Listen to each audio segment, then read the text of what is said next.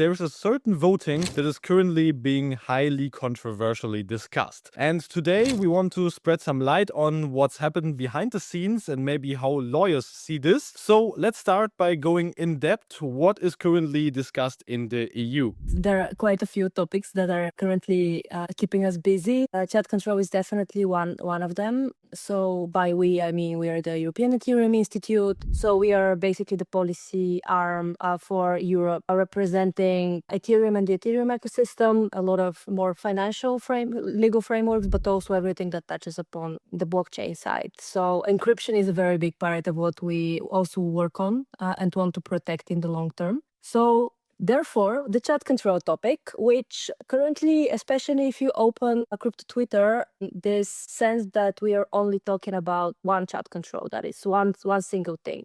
In reality, it's actually multiple legal frameworks that are overlapping in a sense. So the two cleanest out of them that I can very easily distinguish between each other is the so-called chat control one, which is actually not a real regulation in terms of something that has been adopted and then is just applicable until it stops being adopted, stops being applicable by a new regulation, but it's actually a derogation to an existing legal framework, which is the ePrivacy Directive. So according to this derogation, there is this voluntary possibility for providers of this type of communication chat services to scan known sexual abuse materials. It's very limited in a sense. Basically, you have already the messaging apps that have the possibility to scan the content that is being already on their platforms. That's one. And then we have Chat Control 2, which is an actual regulation which will be applicable as regulations in Europe are you adopt it, then all member states need to apply it, and it's indefinite. And according to it, there are proposals that go beyond this scanning. That is not one of the proposals that is not mandatory anymore, that everyone needs to do it. And in order for it to be done, especially in certain applications that use end-to-end encryption, this would then entail breaking that end-to-end encryption in order to get access to the messages. So this is the mostly problematic side, also for us from the perspective that I already shared. Currently, the main discussions, if I have to limit it to just this example, is the Chat Control 1 that was recently kind of rubber stamped again, so that we have it ongoing as this derogation, and then the Chat Control 2, which is a regulation that is still in negotiation, with next negotiation steps coming at the end of September. Maybe just to add, the Chat Control 2, which is this kind of a new important one,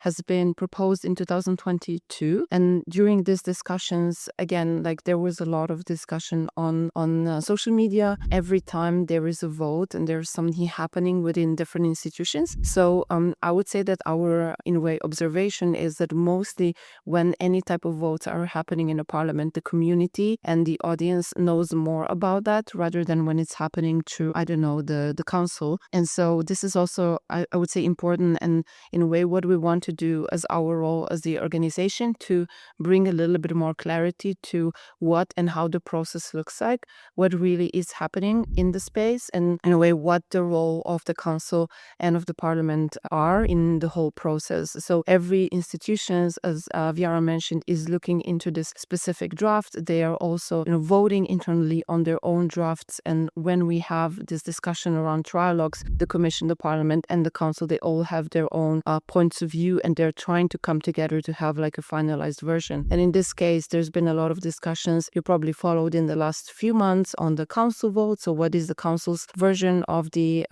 chat control? And of course, before that, we had the famous vote that went through the parliament. So this the chat control 2.0, as Vyara mentioned, is still discussed, is still in trilogue, and all these three institutions have power over that and that are discussing their own versions. So looking at it from a legal perspective, is there a line between child protection and mass control, and maybe checking basically every message? Yes, that's a very good question. I think it's also at the bottom of why is this such a big problem also for everyone involved. It's because no one is actually saying anything along the lines that we shouldn't be protecting children.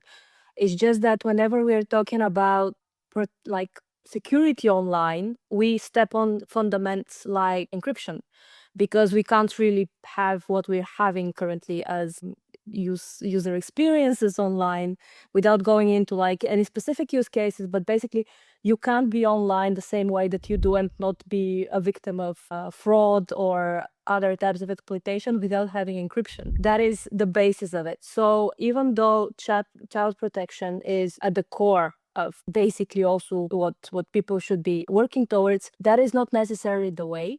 So that's what we're trying to say, because every time you're protecting a right, you also need to keep in mind what other possibilities there are for doing the same, to having the same effect. So in a sense, chat control as it is would definitely not serve that purpose. So that's the main issue, because of course, we can also go into this, and I'm a human rights lawyer. I love going into this kind of discussions around how do we protect privacy? How do we protect generally human rights? How do we protect digital rights? How do we ensure that we are safe online? And just tailor that in terms of rights. But then at the end of the day, what matters is what's technically possible and what is allowed to be used in order for this protection to take place. I think that's where the discussion gets a bit complicated and people get a bit lost, because on the one hand, we are talking about rights. We are talking about more fundamental things that you cannot necessarily touch or see in practice that easily.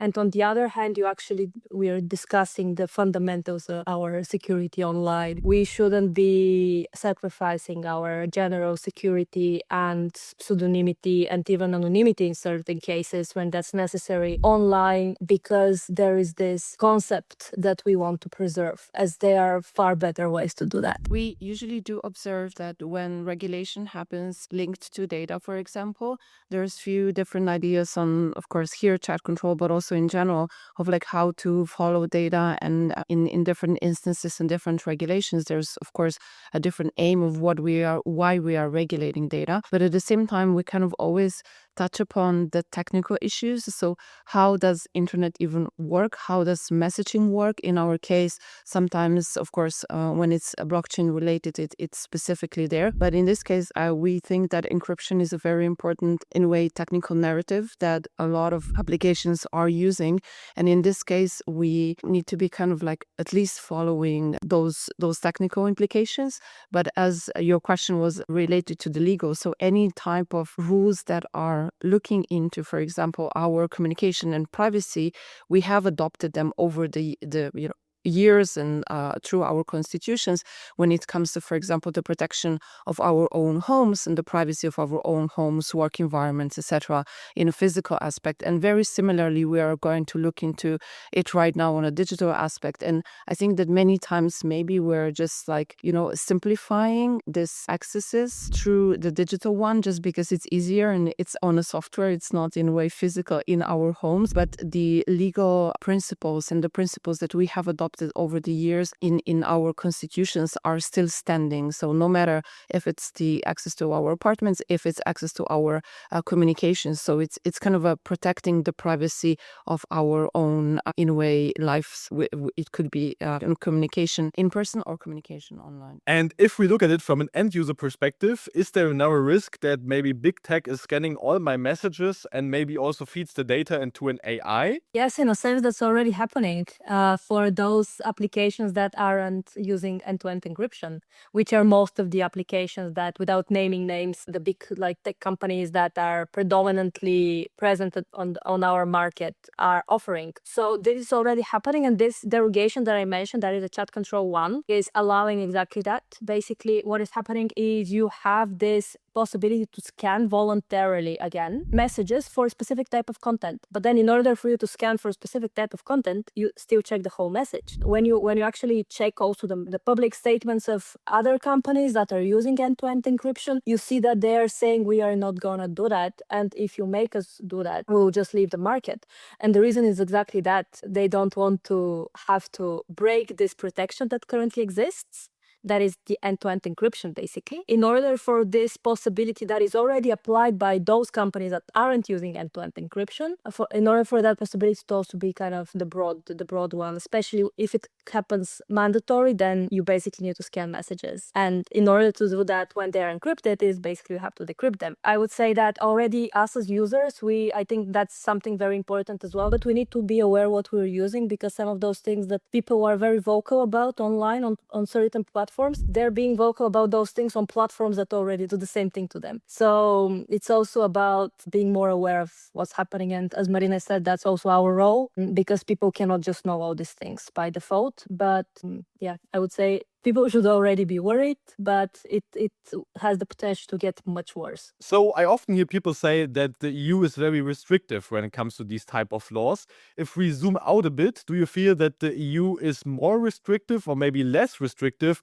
in terms compared to other continents and countries? So perhaps I can also begin here with like the distinction between what is happening, because those are two different topics. It's not in the chat control topic, we have subtopics, but this is the chat control topic and then a separate topic, which is the access to social media accounts of people under a certain age, like of minors or people under 16 or whatever the specific legal system considers to be a person of age, basically. So we have a lot of already examples of this happening. Australia being the, I would say, the kind of the world leader, where they simply ban social media for, I believe, under 16 people. So we already have this as an example for a few months, and what we already observe is that it's not working actually as intended. So now there's the discussion, okay, how do we make it work and so forth. I would say that Europe, from this perspective, is given, if not more conservative, at least moving slowly, because there are already discussions of this happening in the European Union as well.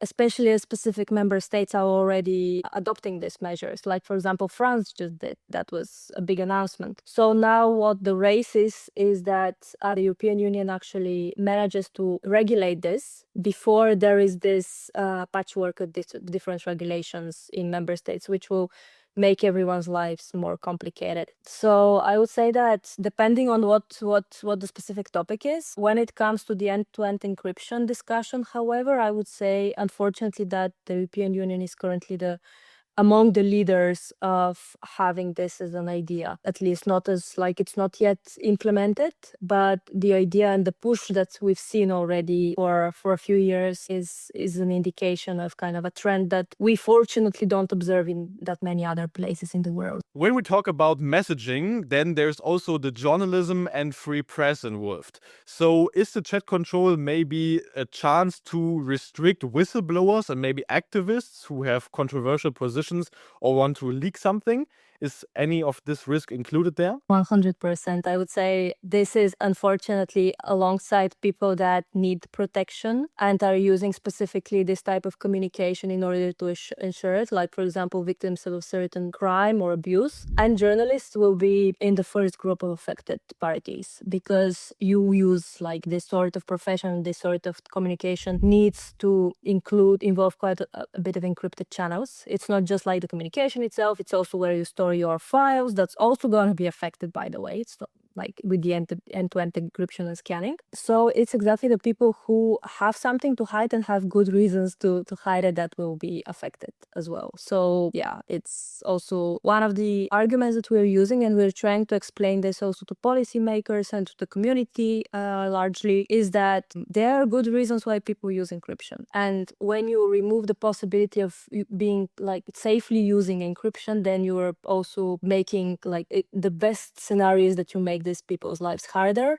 The worst is going to be that you basically put them at serious risk. And in the end, I want to touch on maybe if decentralized solutions could help in this term, because currently big tech is scanning the messages and like is of course highly compliant with these type of laws. But a real approach outside of the EU could be that we have some kind of decentralized messaging and decentralized network, or is this also forbidden under this law? So I would say that is going into the direction of basically really focusing on messaging, and we need to go into, I would say, detailed definitions of what this means from a legal point of view. So who is the subject of the regulation, and then if some of the kind of crypto or blockchain applications would be subject or not, but really looking into mostly from the messaging point of view. And I would say that like that's also a kind of a narrative that we're using for different type of regulations, that when it comes to the blockchain applications, we have different layers, and how the blockchain applications are built is like the lower layers are basically the blockchains, so the layer ones as we call them,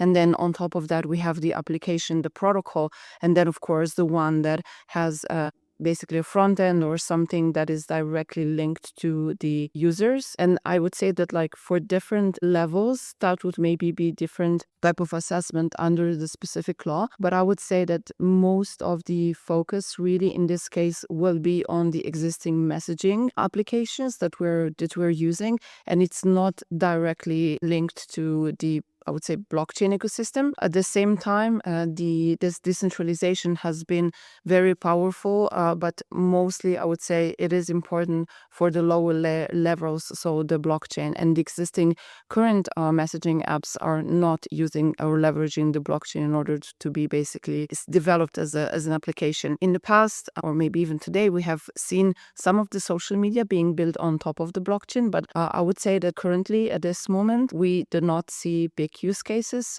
in this sense, but I think it's definitely a very interesting thing to observe. I would not say that it's going to the direction of like circumventing these rules, but just in general building something and some applications, including messaging or social media, that would be more decentralized and resilient in general as an infrastructure, more I would say from the technical point of view, cybersecurity point of view as well, and also inclusion of different community stakeholders within this social media applications, but not really directly into circumventing specific rules like this. Thank you very much for the interesting insight. Is there anything we haven't covered that it's worth mentioning? I think the only interesting thing is looking into the future. There's going to be many more developments going forward. As Vyara said, the chat control, like 1 has gone through this revision process right now, has been in a way gone through the parliamentary procedure, and the chat control 2 is still in the process, still the trilogues, still all these institutions working on that, and there will be many more things happening from autumn on. So we'll follow that, and I'm sure you will follow this for your audience as well, and see how this story develops. Yes, perhaps, yeah, what I can add is that we will be there trying to untangle all these things and explain, because in a sense they're complex by design, so that people sometimes don't even know what's happening. So they are complex. So if you feel lost, anyone who is listening to this, if you feel lost, that's normal. You're supposed to feel lost. So yeah, but hopefully this discussion helped a bit in making this clearer. So yeah, we're always happy to continue this. Thank you very much.